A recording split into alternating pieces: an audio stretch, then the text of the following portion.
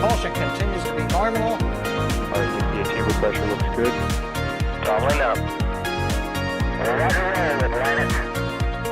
Water towers can fly! Yes! Tango Delta nominal. Flight downside, SC off. Bring in, SC off. Yikes. You bet. Concur. We don't need any more of these.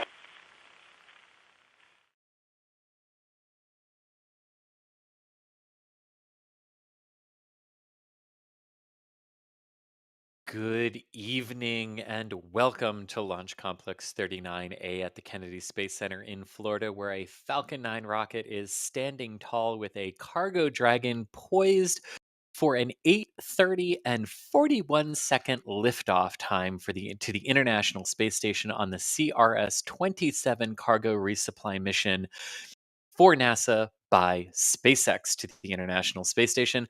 I am Chris Gebhardt, the Assistant Managing Editor of NASA Spaceflight, and I will be your host for this evening as we take you through the countdown, fueling, and launch of the Falcon 9 and Dragon up to the space station.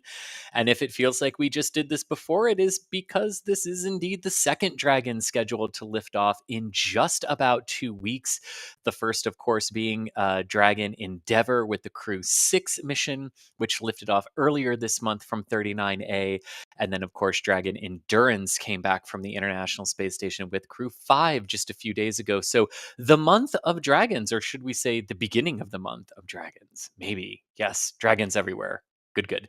Joining me on stream, enough of my bad jokes and platitudes. So joining me on stream for commentary from the studio is Mr. Sawyer Rosenstein. Sawyer, how is it going tonight? Did you say something about puns and jokes? That's dangerous around me. But True. I'm doing fantastic, Chris, and ready to see this dragon breathe some more fire. Indeed. Of course, hopefully it's the Falcon that breathes the fire. Yes, exactly. Yes, in this case. But also joining us from the field right there at the press site is Mr. Thomas Burkhardt. And Thomas, how are you and how is it outside today for the liftoff? I'm doing well, thanks, Chris. Always a pleasure to be out here, and the weather has given us a beautiful night to go to space tonight.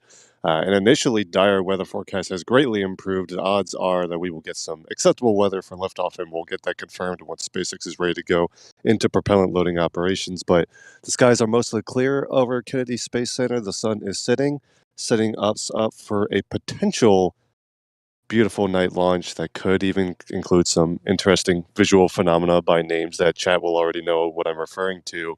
We'll see if that materializes, but potential jellyfish effects in play tonight as well, Chris.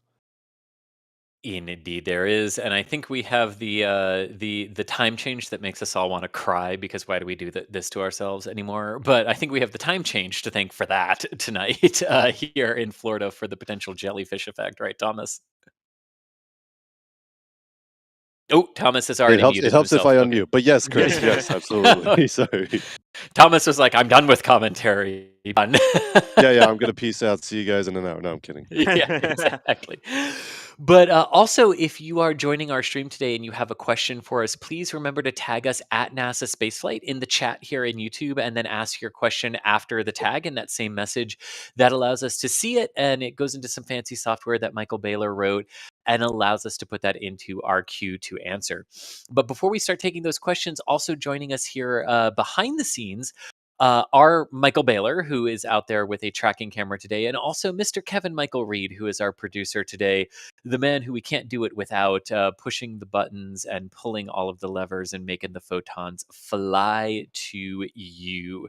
That is Mr. Kevin Michael Reed today. But at T-minus 40 minutes and counting, and with the Crew 6 flag flying high over the Kennedy Space Center, Sawyer, I am going to kick it over. Look at that impressive zoom. See, we're just showing off on what we can do today with our cameras and what we can do for you all. But as we hit the T-minus 40 minute mark and before we enter fueling operations, Sawyer, what is the purpose of this mission to the ISS today? Because Dragon already launched a crew earlier this month. So what's on board this Dragon?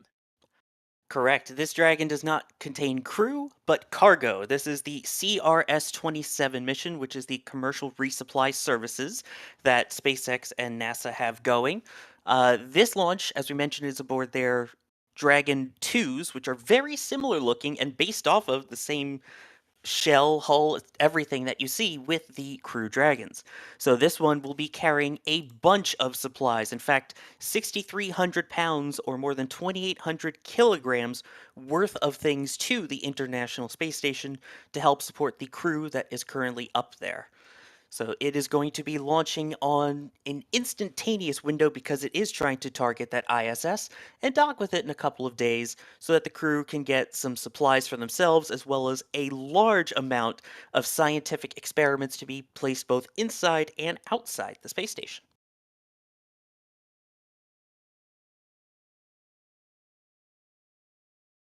Additionally to what Sawyer's saying with the cargo coming up to the fresh crew, the crew did just, of course, get a refresh. We had the Crew 6 arrive to the station on board Dragon Endeavour. That was the Crew 6 mission, and Crew 5 just came back after that arrival. So Crew 5, in fact, that Dragon Endurance, just returned to the Space Coast in Port Canaveral earlier today. And so Dragon is not only flying to and from the station, but also returning on their marine assets to the Space Coast. So a lot of Dragon logistics and station logistics going on right now, and that's just to complement, of course, the Russian logistics that have been going up and down as well. So station staying busy, and that research remaining uninterrupted thanks to all of the different cargo and crew vehicles. And along those same lines, as you Indeed. mentioned there, in terms of reusing assets, this is the third flight of this particular cargo dragon numbered C209. These don't get the cool names like the Crew Dragon ones do. Right? Like, yeah. Only the ones that carry crew get the names, apparently.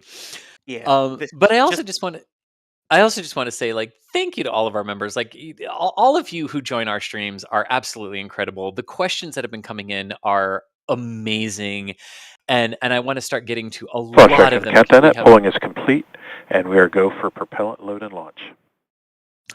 But a very important milestone there, that the go-no-go poll for Falcon 9 is complete, and the launch director has verified that we are indeed ready to begin fueling the Falcon 9 for liftoff. This is the load and go operation, as it became known in the commercial crew program, where the Falcon 9 is actually loaded with all of its propellants in the final minutes of the countdown, and fueling actually wraps up about a minute and a half before liftoff.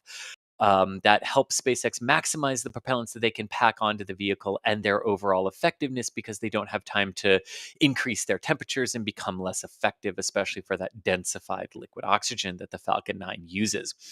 So you can see there that the next major milestone we are expecting is just about Falcon a 9 minute tanks and are venting in preparation 53. for propellant load. Also a good call from the overall launch team. And you can see the next event that we are expecting is a minute 45 seconds away, with RP1 kerosene loading beginning into the first stage, second stage, and RP1 and LOX load beginning into the first stage as well. I want to definitely say a quick thank you to Serena for becoming a PadRat member, Vioden for becoming a Capcom member, Neil for becoming a Red Team member. Thank you also for the support for PadRat membership there. Ingun, thank you for becoming a Capcom member, and Tavansnik or T Vans North Carolina. I think I understand that now. I think I understand that better. And on countdown, Thank you reminder, for. on aboard instructions. For non-urgent no-go conditions, brief CE or LD, and they will approve aborting the countdown. For urgent issues affecting the safety of the operation, operator shall call hold on the countdown net. Launch control will abort the launch auto sequence immediately and proceed into launch abort auto. T-minus 10 seconds, launch control will be hands off and relying on automated abort criteria for the remainder of the count. And that is a very standard briefing that the launch team gets for Falcon 9 missions ahead of liftoff. So everything proceeding on track for the start of fueling here, 36 seconds mark and in the count. But thank you for that gifted Red Team membership as well. T-Vans NC, thank you very much appreciated there. So many here. Oh my God. Sideshow Bob gifting Sideshow Bob. I like that. Gifting one Red Team membership there. Jim Cavett also gifting a Red Team membership. Incredible support. Phil, thank you for becoming a Red Team membership. Oh wow. PN what? Gifting 5 Red Team memberships. The tennis. Launch Oh auto wow. sequence has started. You all are absolutely amazing. Thank you all so much for gifting those memberships to folks and allowing them to experience part of the membership program here. Thank you all so much. It means far more than we can say. Uh, but I want to pivot a little bit back here to the actual reason we are here and on stream, and on the reason for all of that support and messages of goodwill is for the launch tonight of Falcon 9 with a cargo dragon up to the International Space Station. So here's a good question from Gonzalo for you, Sawyer. How much cargo is this dragon taking up to the ISS tonight? Well, that's a great question, and it is bringing up a total of 6,300 pounds, or about 2,850 kilograms, but that is broken down, as you can see there on the screen, into parts that are in the pressurized packed area, which would essentially be where a crew person could breathe, versus the unpressurized payloads, which are exposed to the vacuum of space in the trunk of the Crew Dragon, or of the Cargo Dragon, excuse me. And what is in the trunk? Like that's not a large payload load in the trunk this time. So do we know what's in the trunk of Dragon? Yeah, there's certainly a few unpressurized experiments that are going in there. There will be a bunch of CubeSats that will be launched, and I think the biggest one is going to be actually a cargo that is provided by the United States Space Force. They have something called STP-H9. That is an external payload that once it docks to the ISS, will be attached externally to the Kibo module in the exposed facility there aboard the ISS. And in Awesome. addition to the CRS-27 specific cargo that is in the trunk, making use of that unpressurized cargo space, we also have the standard function of that trunk in supporting the Dragon spacecraft itself, including one half being covered in solar panels. That's how Dragon gets its electricity generated throughout the course of the mission, and the other side being equipped with radiators to help manage the thermal loads on the vehicle. So the trunk of Dragon also fulfilling its standard role in addition to additional cargo space on today's flight. And actually, Thomas, I have a question about the Oh boy. trunk on this one for you. Yeah, yes, Yes. it's not a trick question, I promise you. um, the Crew Dragon trunks have 4 fins, and the Uh-huh. Cargo Dragons only have 2. Why are the Cargo Dragon trunks physically built differently from the Crew Dragon trunks?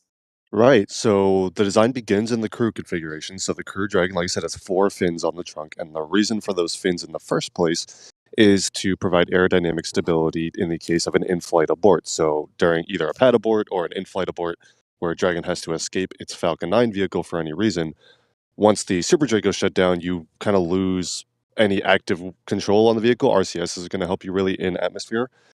So you need to make sure that the vehicle remains stable, and passive stability is achieved by putting fins near the back of the aft of your vehicle. So the fins of the truck keep the vehicle stable in the event of an abort scenario. And then when they modified the design to cargo, a lot of people assume that they would just get rid of the fins because Cargo Dragon not intended to fire Super Dragos in abort at any point. It still has that contingency where if the capsule survives, it'll pop the chutes and stuff like that, but it doesn't actively fly away from the rocket like a crew vehicle does. They kept 2 of the fins, however, because those 2 fins also sport solar panels on those surfaces.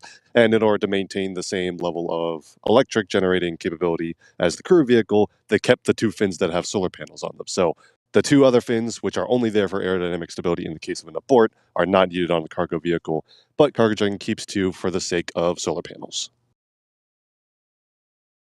Excellent question there. Okay, so I am a meme. I see your question about the shuttle, and I'm gonna save it for a little bit later in the count because you got a Chris hosting this stream. So we're gonna answer the shuttle question. I definitely see it, so stick around because it's a good question. But before we do that, here's here's a good question that's sort of wrapped up and I'm gonna slightly alter it a little bit here. Outdoorsman is legitimately asking for Thomas and Sawyer, what's the weirdest experiment that you've seen fly up to the ISS, and also what is the most interesting experiment that you've seen up there? Hey, sorry, you And get to if you go need first. and if you need time to think, I can go first. Like Or that. Yeah, I got to think on that for a second. Okay. Weirdest experiment to me was actually was sorry, excuse me, was actually one that I learned about from Alicia on Crew 6's stream, where they actually, on the Russian side of the space station, they went outside and swabbed the outside of the modules to see if any microbes had lived and thrived on the outside of the ISS since their launch and their exposure to space for over, it's for 20 some odd years. And they found, oh yeah, they have, and they have thrived. And like that to me is one of the weirder experiments that they have done up there, but a cool one. To me, the most interesting one, and I think one of the most the ones that the one that has potentially the most implication for our future advancement in space is the DNA sequencing, sequencing the genome in space and sequencing DNA in space that they proved that they could do over the last few years, and that it actually works better in space than it does on in 1G gravity, and that has profound implications for being able to understand what virus or bacteria you have been infected with if you are on a long duration space flight. All right, I'll go with mine then. For the weirdest, I'm saying this especially for certain people in the back channel who are not going to be a fan of it, but I loved when they brought up spiders into space to see how it changes Make if it they're so able to you weave. stole mine. Sorry, if they weave the same way or if it's different, and it came out looking gorgeous. I mean, if you want, I can give that one to you and take another weird one, but uh, I've got another one. I've got another one too, but well, that is a cool one. I'll go with Also, my favorite. can you just imagine, like, when you go to count the spiders and one's missing? Why Oh would you no. say that? Why would you say that? For you, Thomas. That's why. Favorite, by the way, though, is genes in space and what they're doing with seeing how human genes interact in different ways. And I was talking with Kate Rubins after she came back with some of the experimentation they were doing, and it's the coolest thing. You got to look it up. Yeah, there we Okay, go. Thomas, you. Another strange one that I can remember off the top of my head is hops for the purposes of making beer have been to the space station as an actual experiment. Just one of those weird connections that you don't probably think of when you think of what the ISS supports, but they have lots of kind of commercial research customers, and that has been a thing. So that's one that just jumped to the top of my head as an interesting slash weird thing. I think the most interesting ones to me, though, and this is a kind of a general answer rather than a specific experiment, because there's a whole lot of them. The material science class of experiments where they look at forming certain composite materials and things like that in microgravity rather than a gravity environment to see if not only the manufacturing process is easier in any way, but also what the strength characteristics come out to be. Does the material come out stronger or weaker or more susceptible to certain failures or things like that?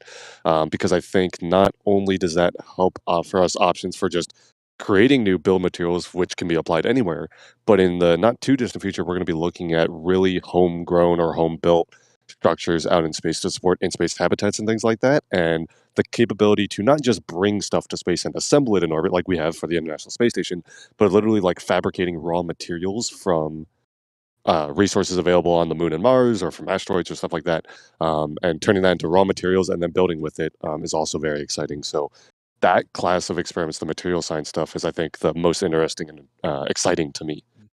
And I'm just going to throw in a really quick tease. Yeah, There is a feature video coming out this week all about some of how these weird Yeah. experiments are helping us back here on Earth. So keep an eye out on the channel.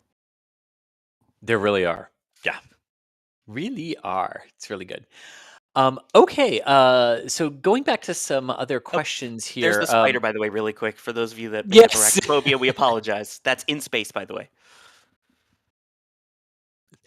And so many good questions. We really have a lot, so let's see how many we can like speed run here since we have like 26 minutes, and there's a lot to go over today. Lots of people in chat are asking about the trajectory of the mission today. So Thomas, when Falcon 9 lifts off, what direction will it pitch and go, and Yeah, who has the absolutely. best chance of seeing this? Absolutely. So, as is common for the International Space Station program, the more launches you watch, the more you'll get used to this. The All right, we're getting some random audio from the countdown from the press site. Let me know if you hear that, and I can move on to something else. But the International Space Station flights will fly northeast, as you can see on the graphic there.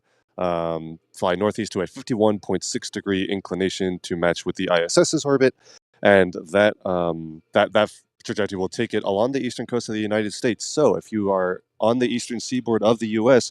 and you've got clear weather where you are, you've got a very good chance at catching a glimpse of this launch. Should be a gorgeous night. So take a look if you are along the eastern United States, and it is flying up the East Coast from Kennedy Space Center. There we go. And Sawyer, for you, specifically, Anad is asking, does this particular cargo contain a replacement spacesuit? And I think that's a great segue into what are some of the science experiments also that Dragon is carrying up on this particular mission? Exactly. And as you mentioned, yes, there is going to be some spacesuit replacement parts that are going up on this mission. But the big thing, as we were talking about, is all the really unique and cool science experiments.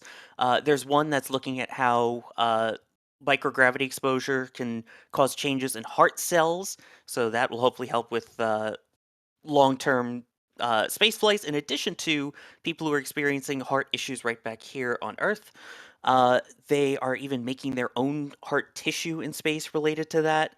There's a great Japanese experiment called Tanpopo 5, which is looking at how all of these other smaller microbes and different bacteria and things might be able to survive out in space or on extraterrestrial planets such as Mars, helping for both experimentation for now and bacteria aboard the space station, as well as future life as we venture outwards into space. And one of the other major things they're bringing up are pieces to help improve the water purification system on board the ISS, which will allow them, and yes, this is kind of gross, to extract even more water out of the crystals left over from astronaut urine. I was going I was going to say, when we talk about water recycling on the space station, and I'm using my Austin Powers air quotes for that, you hit the nail on the head. We're talking about the urine processing assembly on the ISS, correct? Exactly, and that's just a few of them. There's so many Right. more that are studying liquid flow in space. They're creating biofilms in cooperation with ESA. There's so much cool stuff on this one. There really is. Um, really is. So um here's a good question, Sawyer. Or no, Thomas, actually for you. No, Thomas is off comms right now. So Sawyer, for you, this particular booster, is it returning or is this its final mission? And I think that's a good segue to also go, which booster is this?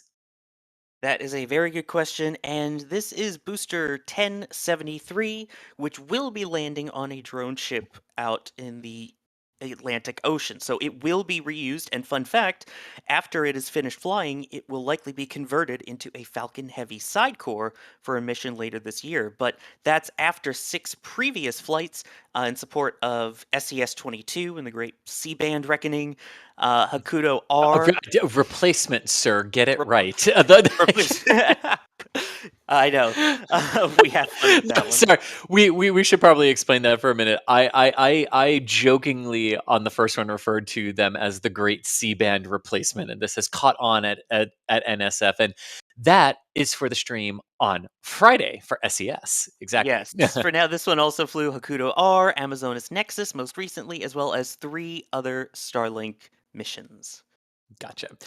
And Sawyer, another good question here for you. Well, actually, this is one that I can take. Actually, so JD Brown is asking, why does the Cargo Dragon not have the Super Draco thrusters like the Crew Dragon does if the booster were to disintegrate after liftoff? And that's an absolutely great question. So, the basic reason is that the Dragon capsules are actually, whether it's crew or cargo, designed to withstand and survive the breakup of a Falcon 9 rocket in flight, even if the abort system were to fail. So once you have that in place, it becomes a trade-off between there is a stress on the capsule to actually using the Super Draco abort engines. And so if your cargo, which doesn't have crew and you don't need to save lives that are on board, if that cargo dragon can survive the breakup of the Falcon 9 and then just when it's at the right altitude, deploy its parachute, splash down in the Atlantic and get recovered, and you can recover all that cargo and that science, that's a more benign way because the capsule can fully be reused. And there were some reports that if the Super Dracos were ever to actually be used in a crew abort scenario, that's basically it for that capsule without a really extensive deep dive into reusing it because of the stress that's imparted on it when those engines fire. So, Just want to point out we have our T-minus 20-minute vent Stage happening 2 on RP1 screen right mode is now. yes, complete. we do. And the confirmation over the net of what that 20-minute vent means, that RP1 load on stage 2 is complete. So really good there. Jack Parsons, thanks so much for the support, saying gotta love the Carolox Fox and the fog. Yes, indeed. Keith Yates asking, will I be able to see this in St. Croix? Not from St. Croix in the Caribbean tonight. No, this is going northeast up the coast of North America tonight, up to the ISS. Moldy Space, thanks so much for gifting a Red Team membership. The Tens, thank you so much for gifting 1 Red Team membership, and Fernando for gifting 5. Oh my gosh, you all, thank you so much. This is incredible. We will rocket you. Thank you so much for gifting 1 as well. And Jimmy, thank you for becoming a Pad Rat member. Absolutely amazing. Methane Man, thank you so much for the support. Mini Dr. M, thank you for the support there as well. Morgan, thank you for becoming a Padrat member. My gosh, guys. And Mark, oh my gosh, a launch director member. That's one of our highest levels of monthly membership. Thank you so much. And the reason this I'm taking the moment to thank everyone for that is because that really is a lot of direct good support to us, and that's part of how we keep rolling out for all of these launches and bring you all the exciting stuff that happens from not just here at the Kennedy Space Center, but from McGregor and Starbase. And this is how Jack rolls out and chases down stuff in New Mexico and everything. So thank you truly for all the support. We really truly do appreciate it. And Thomas, are you back on comms? Yes, you are. You Yes. unmuted yourself. Yes, So, yes. Mini Dr. M is asking, jellyfish when? And I want to slightly modify this question. What makes you say jellyfish Yeah. potential tonight? Yeah, so I don't know the exact minute that sunset technically occurred, but we're seeing the remnants of sunlight off to the Dare you, west here. sir? But 18 minutes from launch now, we're kind of in the realm where a jellyfish effect is possible. What that means is once Falcon 9 lifts off, of course, it is dark here at the press site, and it will still be dark in 18 minutes. But if Falcon 9 lifts off and ascends, it will climb high enough that it reaches sunlight again.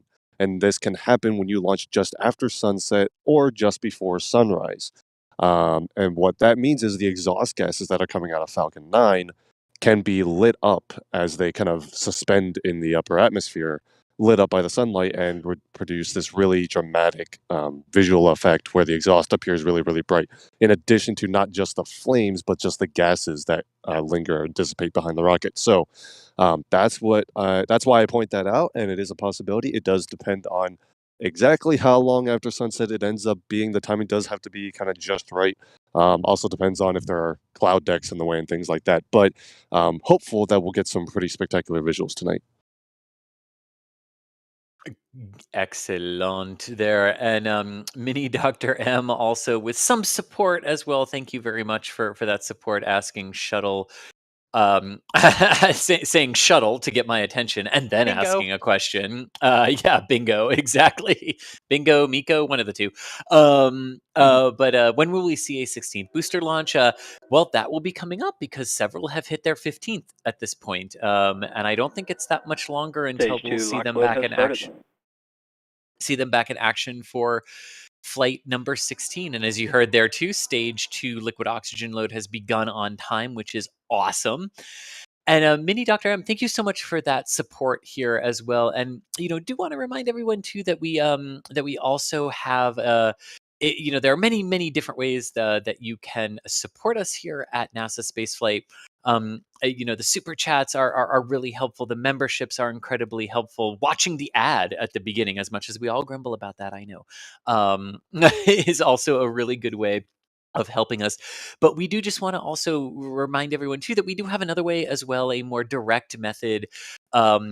If you want to, a way to support NASA Spaceflight is also just tips.nasaspaceflight.com. That way we don't have any of the sometimes pesky fees that get taken out by third parties, if you will. So a more direct way to support what we do here at NSF as we as we bring you and continue to bring you all of our excellent coverage from around the world, because it's also that support from all of you that helped me go to French Guiana for the James Webb Telescope launch and everything for NSF back a year and a half ago. So definitely check that out if you are interested. And that's a very good tip there. Thank you, Sawyer. There we go. Thomas, I'm going to pass this one over to you. Andrew Crawford is asking, can the cargo dragon ever be used to bring crew home in an emergency? Oh gosh. Well, it has the same heat shield, it has the same RCS control thrusters, it has the same parachutes. It doesn't have seats, which I guess is technically not required. In an extreme emergency contingency, I could Maybe not. like yeah, like I conceivably in an extreme situation that is a better option than having nothing. I don't even know if it's enough of a contingency that it's like an actual contingency that's like on paper somewhere. Um, I would guess that it is in an extreme circumstance. It's really the only thing I'm thinking of. Like it's still a pressurized environment on the inside. Like it should have enough life support, shouldn't it? Well, I think that, and therein belies the question, Yeah. the life support element. I think the bigger crux to this is there would only ever be a cargo dragon there if there was also a crew dragon or a starliner docked right next door. So what would prevent you from getting to a starliner or a crew Right. dragon Yeah. And the that would dragons then like require you to get into a cargo dragon? Because I and mean, and I say next door, I literally mean it. Like the hatches are literally like you're in the same module. It's just a matter of up or left. You know, right. Yeah. Like literally, not just at the station, literally the same node. So yeah. Yeah. In fact, yeah, yeah. this particular or cargo dragon will be docking to the same port that Crew Dragon from Crew 5 just departed. Yeah. Oh, we have a question about docking. James, thank you, Sawyer. That was a great segue. I'm happy to help. James, James is asking, does Cargo Dragon dock to ISS in the same place Crew Dragon does? And if not, is there a difference in the docking mechanism? Well, to go along with that, yes, it will be docking to, it's known as pressurized mating adapter number 2. And the big thing right after the end of the shuttle program was that a lot of these companies came together and created the IDA, the International Docking Adapter, so that all the vehicles essentially use the same mechanism to be able to dock to the ISS, and it's not having to have a different port for SpaceX, a different port for Boeing, etc.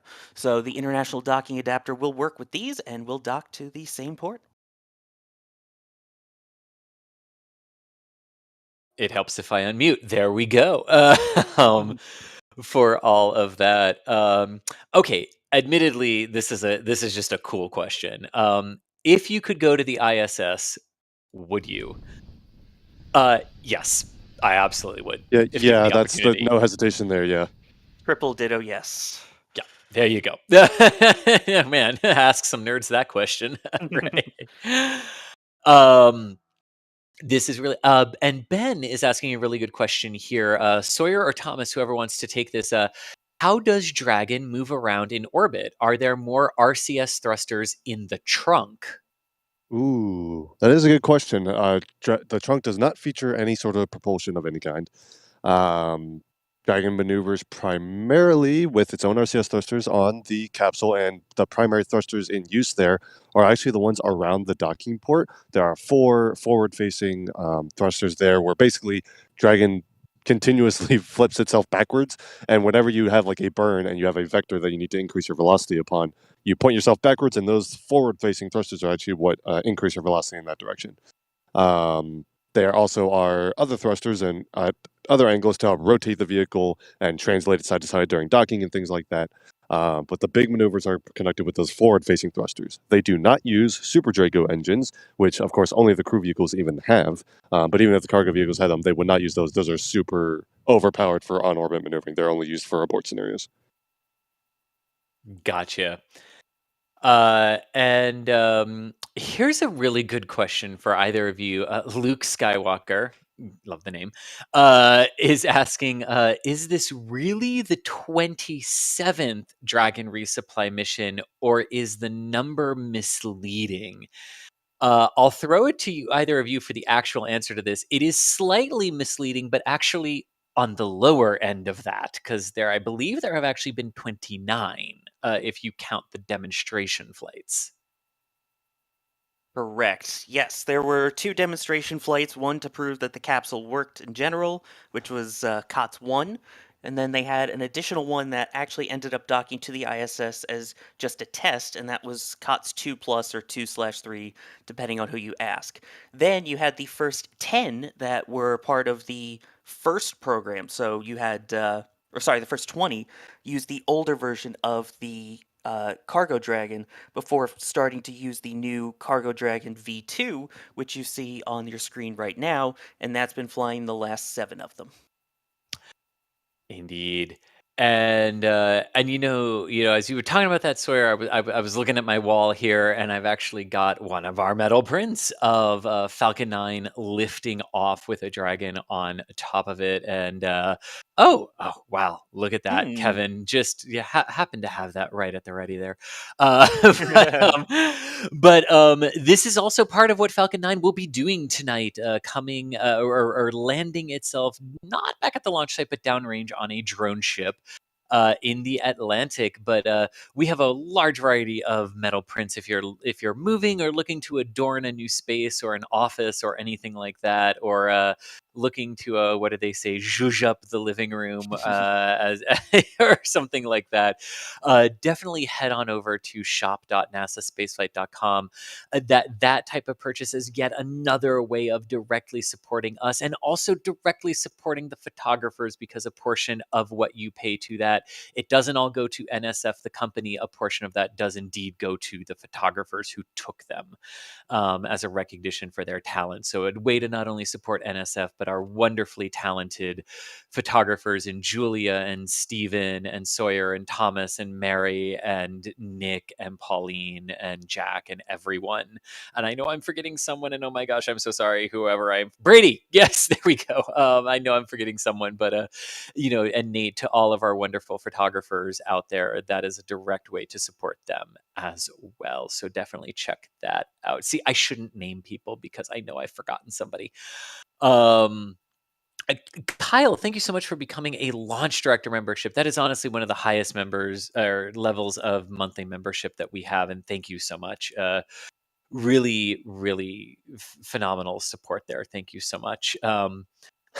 So with 7 minutes to go, to Forge is also saying, already forgot which direction I should be looking for the launch, and no problem there, Forge. We got you covered. This is a launch up to the International Space Station. So those always fly to the northeast out of the Kennedy Space Center. So this is a visual event for the eastern seaboard of the United States, and maybe for some post orbit insertion thruster firings in maritime Canada as well. But that call that you just heard for engine chill indicates that the 9 Merlin 1D engines at the base of Falcon 9's first stage are now being cooled down by that liquid oxygen to get them to the proper start temperature so that they are not cryo-shocked at the engine start command point of T-minus 3 seconds. Alrighty there. And all right, and we have a good question here. Oh, I have to find it in the queue. We had it. Yeah, Whitney and John Cook. There we go, for stage 1 fuel load complete. Whitney and John Cook are asking, is this a record turnaround for 39A? And that is a very good question. The answer to that is no. The fastest record turnaround time on 39A right now, according to Alex, who tracks all of this in our back channel, is 8 days, 23 hours, and 5 minutes between the OneWeb 15 and the Starlink 4-37 mission. So yes, there you go for that one. And of course, we're reaching the end here, so we're going to try to speed run a few of the questions. I am a meme. I promise you I would get to this right before we lifted off, because it is indeed a shuttle question. What was the high-pitched noise just before the water deluge activated on a space shuttle launch? Those were the booster hydraulic power units going to full power. to prepare for solid rocket booster ignition and to steer the solid rockets. And if you actually listen to the audio from SLS, you can hear their equivalents on the SLS solid rocket boosters as well. Isaac Teague, why don't they RTLS, return to launch site, every time? Is there a disadvantage? Dragon is in terminal count. Thank you, SpaceX. Falcon Dragon's 9 in tanks terminal are count. pressurizing for strong back retract. Also that. But the reason that some missions RTLS, return to Dragon launch is in site, terminal count and it's on internal power. also what we want to hear at this point in the count. The reason some missions do RTLS and some do not, it has to do with the amount of propellant that can be saved in the first stage. And basically, it's an equation of what velocity does the second stage need to start with in order to complete its mission. And that then dictates how much propellant in the first stage you have to burn, and that then tells you if you have enough to boost back and come back to the launch site, or if you have to go downrange like tonight and land on the drone ship. So it really just comes down to the overall mass of the payload you are launching and the target orbit that it is going to, and how much propellant you can save in the first stage. If I may point out really quick, you just saw the Yes. strong back let go of the kind of start retracting backwards. So that goes back, I believe, about a degree and a half, and then it will obviously fully swing away in time for liftoff. But that's slowly backing away that tall white structure from the Falcon 9. And Sawyer, I'm actually going to throw this to you real quick because it's Adrian's favorite rocket, Delta 4 Heavy, asking, how many flights has this booster had? It looks a bit sooty. Yes, this is the booster's 7th flight, and also just for reference, as clean as it looks, the capsule itself is on its 3rd flight after CRS-22 and 24. Thank you, Sawyer. And actually, I just saw something in chat here. My goodness, James, with a Stage 1 lock load is complete. With a $100 tip. Thank you. Wow. So much. That is incredible. Wow. I mean, we know what you're saying in yours, and we will get with you on that. But thank you so much. That's absolutely incredible. Thank you so much, James. Really, truly appreciate it here. Thank you. We should also probably let Thomas go as we've got less than 3 minutes to go. Yes, that was the next part I was going to get to. Thomas, I believe this is our normal point where we say good luck, enjoy the launch, and we can't wait to see what your tracking services provide for us today. You know, normally that would be the case, but today we're in the hands of AutoTrack TM. No manual tracking tonight, first time. So wish all of the bots their respective amount of luck, and I will be working on some still photography. Got plenty of cameras to work on still, but Godspeed, and we'll see you in a few minutes. And that was an excellent way of saying that, yes, indeed, some of our wonderful AutoTrack software from Michael is front and center for the tracking shots tonight for CRS-27, including a new bot, which you also might see soon at another spaceport near you. Lock load is complete. There we go. And with that, that should be the wrap-up of overall fueling for the Falcon 9. And that's exactly right. And now you can see that final purge of the transporter erector happening there with fueling of Falcon 9 complete for liftoff as we are now under 90 seconds to go. There's a lot left to go in the countdown here, including final go verifications, pressurization of the flight tanks to flight pressure, Falcon 9 taking control of the countdown, and then, of course, the ignition sequence, all of which is about to begin in about 6 seconds. So Sawyer, this is the part of the stream where like with every launch, I start to get butterflies. How about you? Falcon 9 is always. Hearing Falcon 9 is in startup gets me every time. And then especially once we get the go for launch expected in the next 10 seconds or so, that's when it gets real and it never gets old. Very true. And I do see a quick question I want to hit from Trevor, though I'm not going to put it up on screen. We are totally go for launch. Here, is one of the Rainbirds broken on 39A? It leaks before every launch. It's not broken. It's one of the ways that SpaceX can verify that there is good flow through the sound suppression system prior to liftoff. T-minus 30 seconds. And again, we should see the engine ignition with the flash of the green T-tab at about T-minus 3 seconds, followed by a liftoff, 3 seconds later. And there you go. And with T-minus 15 seconds here, we are definitely in the final part of the count. So here we T-minus go. 10, 9, 8, 7, 6, 5, 4, 3, 2, 1. Engines full power. And liftoff of CRS-27. Go Falcon, go Dragon. There go a bunch of supplies up Pitch to the space downrange. station. As Falcon 9 pitches downrange, let's listen to that glorious sound. Stage 1 chamber pressure is nominal.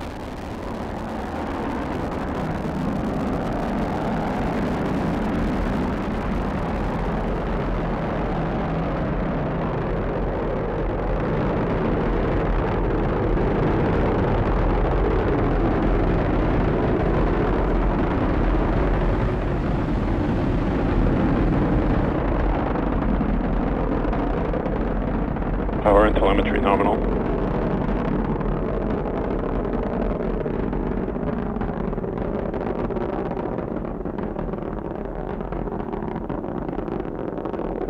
Supersonic.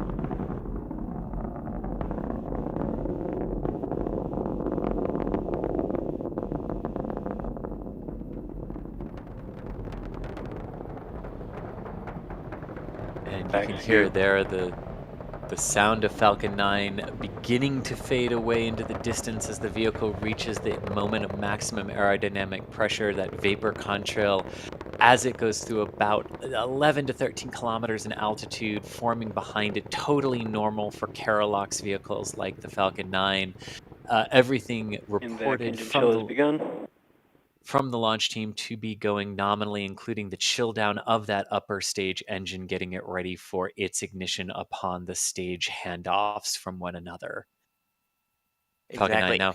Yeah, go ahead, Sawyer. I was gonna say you can see the plume expanding. That's the same 9 engines. Just as the atmosphere gets thinner, they tend to expand out. And for reference, we should have about 30 more seconds left of the first stage on its way up, at least. It is. And again, the tracking software from Michael is what is on screen right now, with the new tracking camera doing its wonderful automated job of keeping Falcon 9 in frame here as we begin to near BECO, which is booster engine cutoff. Then shortly thereafter will be stage separation and ignition of the Merlin vacuum upper stage engine. And you can see booster engine cutoff Nico. there. Stage separation confirmed.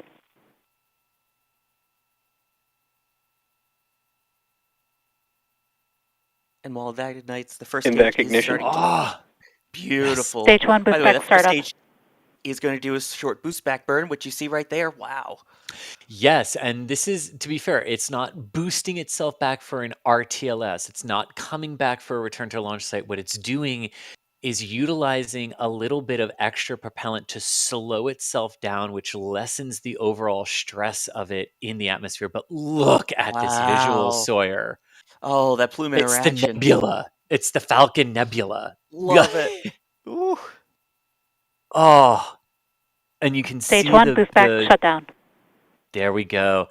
But yeah, that boost back burn is not to fully alter its trajectory back to the Cape for tonight. There wasn't Dragon cargo is just and Dragon version 2 is just a little too heavy for that. But some of these cargo missions can actually turn around, slow themselves down a little bit, and that really lessens the stress and the heat that the booster encounters as it re-enters the atmosphere later on. It will still do the entry burn and everything like that, but it just really helps lessen the overall effects on the booster there. Acquisition signal, Bermuda. And you can also see the curvature of the Earth there in the stage 2 onboard telemetry, the previous version that they were showing there, with Earth there in the background. And maybe you can see it actually in the upper, there you go. You can definitely see it below the engine bell there, looking back at the portion of Earth that is still lit by the sun. And then, of course, on the left-hand side of your screen, you have the continued tracking shot from the Kennedy Space Center press site there of stage 2 as it continues to ascend the Dragon payload into orbit. This is indeed the left shot being Michael's tracking camera and the tracking robot and the software that he has written tracking that second stage as it continues onward to orbit. Absolutely incredible. And while he's tracking the second stage, the first stage is getting ready for its entry burn, which will happen in about 50 seconds. And that will help slow it down by literally using the fire underneath its engines to slow itself down ahead of a landing about 2 minutes after that. Or a minute and a half, excuse me. Indeed, you can. And you can see the lights of the eastern seaboard of the U.S. there. Oh, well, on the previous image there on the left, you can see the lights of the eastern seaboard. And you can hear the continued call-outs for Stage 1 and Stage 2 as they follow their respective paths. And Sawyer, what is the drone ship for tonight that the stage is landing on? The drone ship for tonight is A Shortfall of Gravitas. There we go. Which is basically northeast of the launch site, kind of near the Carolinas, Jacksonville, Carolina area. Yeah. Not as far downrange as a Starlink or a Crew Falcon 9. Correct, and north instead of south. Right, for the Starlinks, yes. And Stage you 1 can of see TS is saved. There we go, and you can hear them. They have saved the stage 1's flight termination system. This is a standard Stage 1 procedure entry before burn the entry startup. burn, which has just begun. There we go. Beautiful. And you could see the 1 and then the 3 as they lit there, Sawyer, right? And there is the entry burn from the Kennedy Space Center. Wow. Look Stage at 1 that. entry burn shutdown. Look at that. Yeah, I think that may still be second stage there Incredible. as well, which we continue to track too, Yeah. unbelievably. And yeah, in case you're wondering why the boosters come back sooty, you just saw why, flying right through its own contrail there. Indeed. And you can see the second stage Merlin vacuum engine nozzle just blazing hot right now as it continues to fire. About 2-ish minutes of powered flight remaining for that stage before its overall orbit insertion here today, which will come right around the time that the booster is actually attempting Stage its 1 landing. transonic. We are 10 seconds away now from the landing burn beginning. There we go. Nominal trajectories. And Yeah, theory, actually, about 30 seconds after that, we should have it landing. Indeed. Should be hearing the call for that landing burn. There Stage it is. 1 There it landing is. burn. See it coming down through the cloud deck there. Grid fins helping to steer it now that it's in the atmosphere, with that single engine firing underneath. There's Stage the 1 ocean. landing leg deploy. There's the drone ship. Ooh, that's bright. And look at that. Beautiful. Stage 1 landing With the- confirmed. With the smoke even parting in the right direction to reveal the name of the drone ship. A plus on that one. Oh, love to see And that. there is the booster on the drone ship. So Sawyer, what is its number now? Because it levels up at landing. Yes, so that, I believe now, was its 7th flight, so it will technically become -8. There we go. And here is the second stage in the final seconds of its ascent into orbit, powering the Stage 2 cargo of TS dragon. is saved. And that's one of the final callouts that we expect to hear before a nominal shutdown of the overall engine here. Yep, and once that And shuts again, down, Michael's then it's all- tracking stuff did an absolutely phenomenal job here tonight, locking onto that second stage as it fired. And I mean, that second stage is really faint. So, Seco. yeah. And There's there we Seco. go. A Stage reminder, engine cutoff. that engine will not reignite until its designed attempt to burn up Nominal near orbit Australia, because everything now is all Dragon. Indeed, and we heard nominal orbit insertion, which is exactly what we want to hear for a cargo dragon. So they're going to let the next couple of minutes pass to let the oscillations in the leftover propellant in the second stage dampen out before cargo dragon separates from the top of the second stage and then begins its free flight onto the ISS. And there is one of those Space Force payloads in the trunk of Dragon. Expected loss of signal, Cape. And you can hear the various callouts there for communication saying expected loss of signal from Cape Canaveral and acquisition of signal from Newfoundland. Yep, that's just keeping track and giving us some of those visuals that we see. And yeah, so while we're waiting for that, I do want to point out the landing that we just saw was the 178th first stage recovery ever and the 138th at sea, and continuing their unbelievable, I believe, 103 or 104 launches in a row now without an incident landing the booster. Really is. And you can see about a minute and a half per the timeline as to when we can expect that separation there. Roseanne with some support here saying, like mentioning this in passing, but the implications of finding microbial life surviving on the outside surface of the space station is truly amazing. And that is absolutely true. The results of that study were incredible. And actually, the Crew 6 crew up on the space station right now is going to repeat the same experiment on the US side of the space station to see what is on the outside of those modules as well. And Henry with some support just saying thank you so much, and this is definitely the place to be with our streams. We couldn't agree more. Thank you so much. Tracy with 5 gifted Red Team memberships, my goodness. And BOI, I'm guessing there's my sincerest apologies. Thank you for becoming a pad rat. Truly, thank you for becoming a pad rat. That continued support really does mean an awful lot to us. And Al13N, Alan, I'm guessing on that one, saying with a 5-pound alien. Oh, alien. Jeez. Oh my gosh. Well, we're just going to ignore that, all sci-fi fans, and I'm going to pivot to Sawyer. Look, Dragon's about to separate. Oh, you're not going to mention that he thought my puns weren't good enough? No, I am just going to make it as awkward as possible. No, Alien saying I can't hear Sawyer's puns. He's not loud enough. Keep doing the great streams and keep up the great work. Thank you for this out of this world support. We appreciate it. I bow down to our alien overlords, and yes, cheese. I don't know. Cheesy. Something like that, right? Yes, exactly. But Dragon should be about ready to separate here from the top of the Falcon 9 overall. This is one of those moments in the timeline that can shift. There it goes, right on schedule. There. And what's really Dragon cool separation is confirmed. Let's hope they stay on this view. Watch for RCS thruster activation. This is absolutely gorgeous on the Dragons at nighttime. Yes. And even after that, there is still one more step, by the way. We still have to wait for the nose cone to be opened, which is significant because that has those forward thrusters as well as all the guidance lasers and everything to help with the autonomous docking to the station.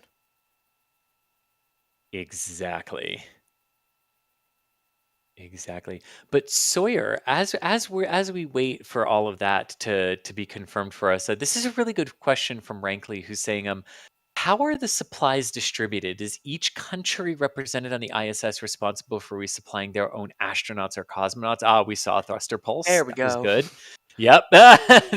That's not the spectacular view that we normally get, but here is the RCS dance that is beginning with a reaction control system, RCS thruster activation on Dragon after separation from Falcon 9. Right. And to answer your question, it truly is an international array of payloads that get put in.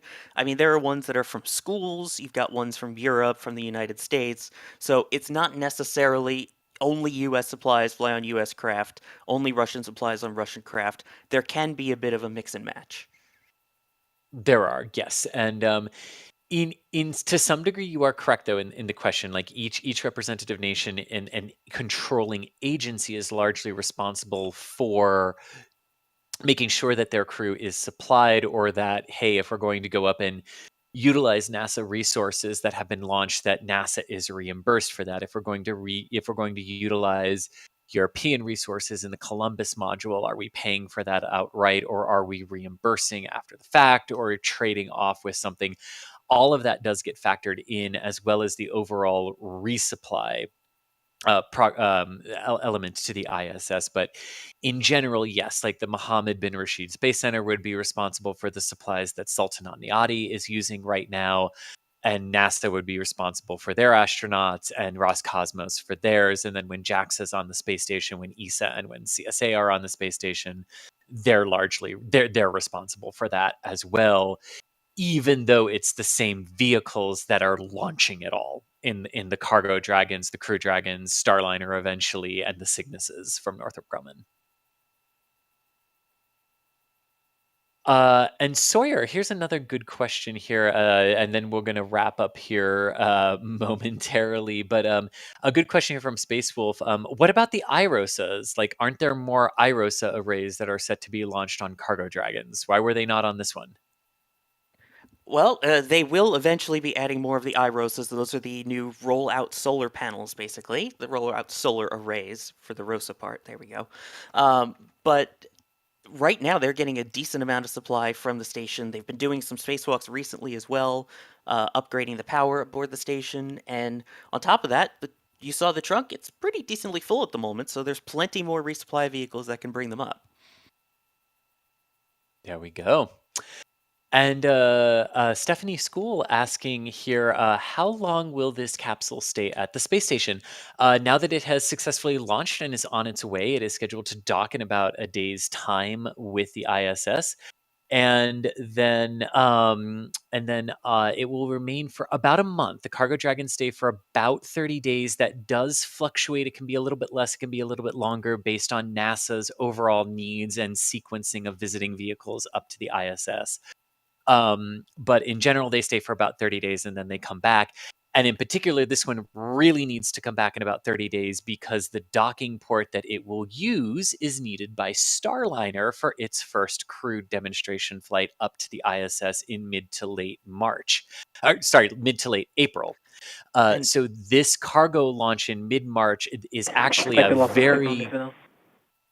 a very closely sequenced thing with Starliner from a timing perspective at the ISS. So it'll stay for about a month and come back and clear the way for Starliner. You also have the significant reason, too, that right now Cargo Dragon is the only resupply vehicle that can carry down mass or bring things back from the station as well. So it's also important that will depart and then splash down in the coast off of Florida, either east or west, weather pending.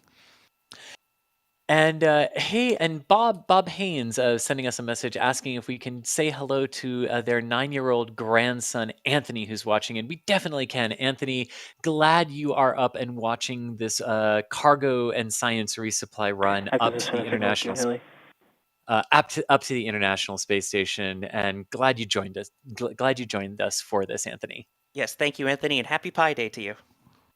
Oh, that's right. See, I've been so focused on tomorrow being the Ides of March, I forgot it was Pi Day. But word, by the way, the nose cone hooks are opening, which we should have that sequence underway momentarily. Indeed, and that is a big thing opening that nose cone because, as you said, Sawyer, it not only contains some of the thrusters that Dragon needs for on-orbit maneuvering, but also it exposes the docking port to allow the actual connection to the ISS. And I think we have a photo from the field of this particular liftoff. Yes, this is Julia Bergeron's photo. Julia was out there with her daughter tonight across the river watching this liftoff and captured this awesome streak shot of Falcon 9 lifting off with CRS-27 from 39A. And yeah, like if you were in Titusville, this is the shot. This is what you saw as Falcon 9 ascended into the sky. It's absolutely incredible. Yeah, just all happening at once as opposed to a long streak shot. But Julia's fantastic with those shots. I mean, we have an amazing photography team out there as the nose cone opens. And for those of you thinking that the camera has broken, that is the nose cone of Dragon opening on orbit. So that is not an error there, but that is Dragon's nose cone opening. And also important to note too, right? It doesn't just the opening of the nose cone doesn't just expose some of the thrusters needed for on-orbit maneuvering and the very important docking collar and docking components, but it's also how Dragon sees in space. It contains all of that optical and non-optical sensors that Dragon uses to understand where it is in orbit and get a lock on the International Space Station when it is approaching, and to hone in on those targets on the ISS to know that it is aligned properly with the docking target as it performs the automated approach and docking sequence. Can we say we're giving a tip of the hat as it lifts off there? Because it's kind of like a hat. There you go. Sawyer. All right, with the puns. I'll come up with a better one. I can come up with a better one. I knows I can. Of course you can. Like, But it knows. oh yes. Nose cone. Oh yes, but as the nose cone does open here, completing one of the final key phases of the launch, I do just also want to thank a few more. Ryan with some support for the seeking the nerdy specs of the tracking cam. I think we're going to call that ITAR and state secrets, and we'll get back to you in 60 days on that, Ryan.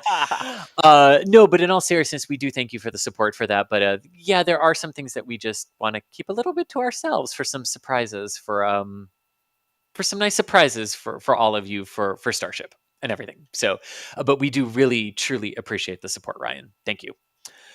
Telstar 86, my favorite name. Yes, made it home just in time to see this, listening to commentary in the car on the drive home. Awesome. Yes, because it's kind of just like a podcast if you're just listening to it, right? Like, and I'll go with that. The law won't, but don't. Chris Gebhardt, not responsible for. James Creed saying, any live coverage of Spaceport Scotland once it goes live. To that, I definitely say, stay tuned. That's definitely not something we've let pass by the wayside, as they say.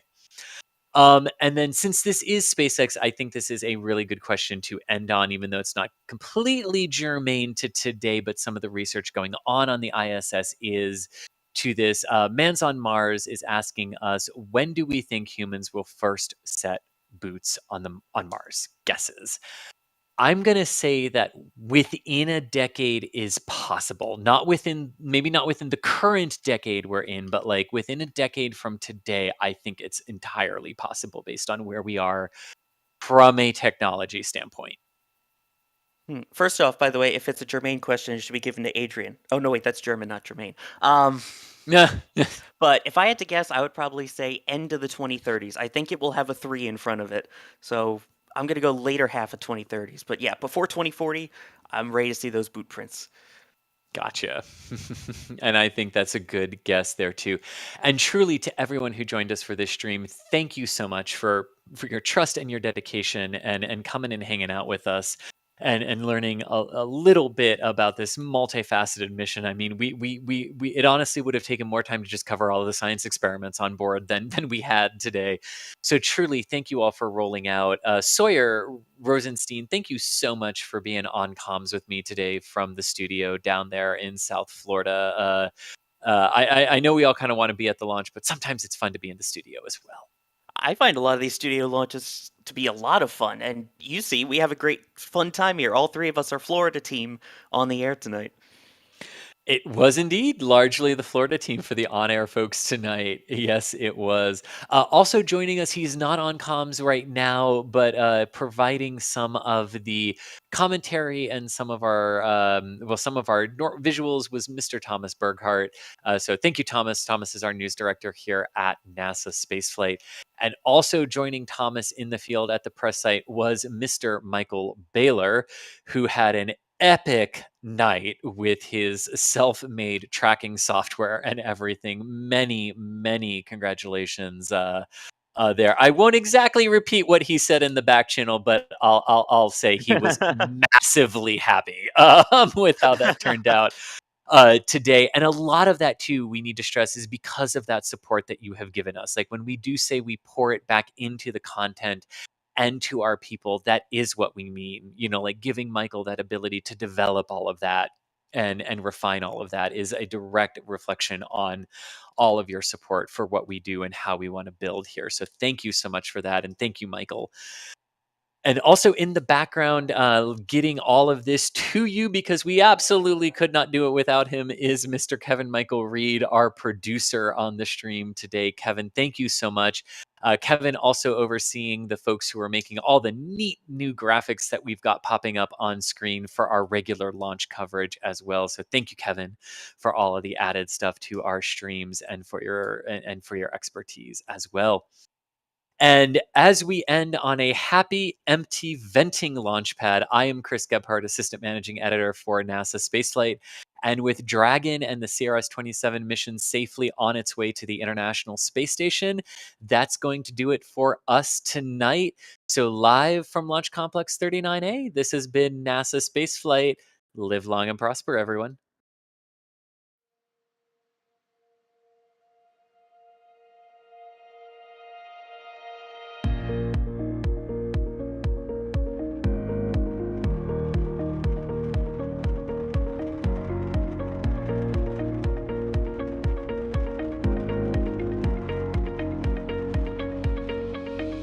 We have liftoff. Propulsion continues to be nominal. Alright, the chamber pressure looks good. Doubling up. Roger, roll, Atlantis. Water towers can fly! Yes! Tango Delta nominal. Flight downside SCE off. Say again, SCE off. Yikes. You bet. Concur. We don't need any more of these.